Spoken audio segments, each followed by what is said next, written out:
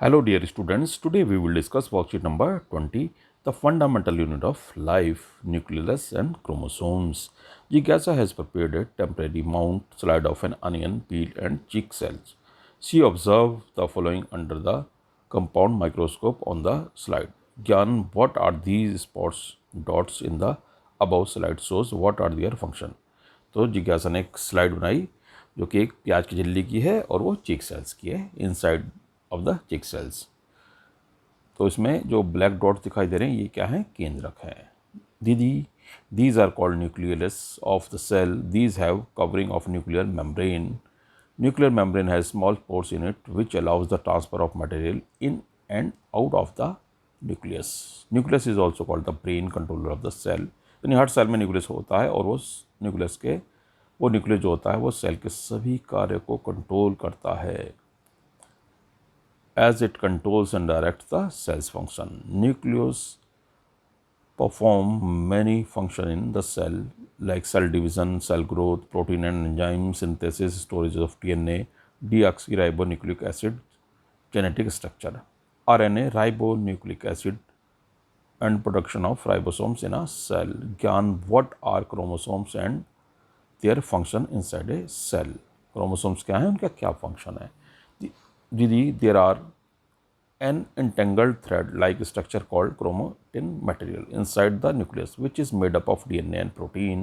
When cell division begins, this material aligns itself in the form of coupled rod-like structure called chromosomes.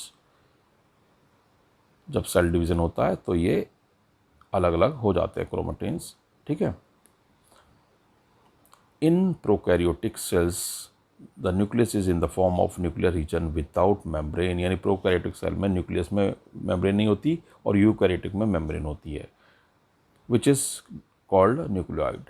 The number of chromosomes in the nucleus of a cell of an organism is fixed. There are 46 or 23 pair of chromosomes are present in human cell.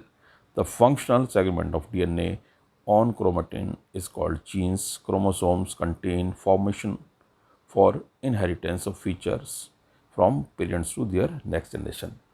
यानी कि जो chromosomes हैं उससे parents जो है अपने गुणों को अगली पीढ़ी में स्थानांतरित करते हैं। What is the difference between prokaryotic and eukaryotic nucleus? Prokaryotic और यूकैरियोटिक न्यूक्लियस में क्या अंतर है?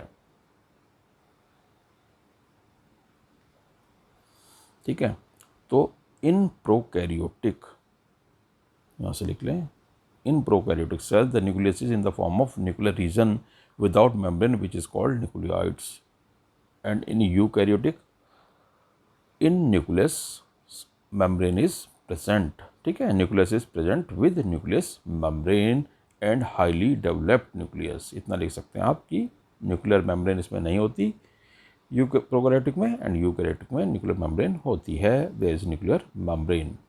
Right full form of DNA and RNA, where is DNA found in cell? तो आप यहाँ से ले सकते हैं, DNA हो गया डीऑक्सी राइबोन्यूक्लिक एसिड और RNA हो गया राइबोन्यूक्लिक एसिड, ठीक है।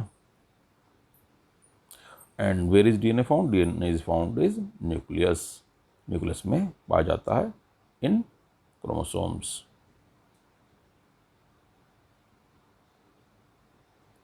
What is the number of chromosomes in a human being? What are genes and where are they located? तो यहाँ से लिख लिया, there are 46 or 23 pair of chromosomes are present in a human cell. The functional segment of DNA on chromatin is called genes. यहाँ तक आप इसको लिख सकते हैं।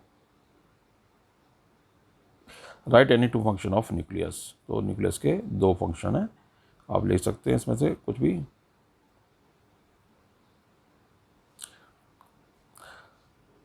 Nucleus perform many function in the cell like cell division, cell growth, protein and enzyme synthesis, storage of DNA। ठीक है, यहाँ तक आप लिख लें। इस तरह से आपने छोटी सी वर्कशीट की। If you have any problem you can ask me in comment section.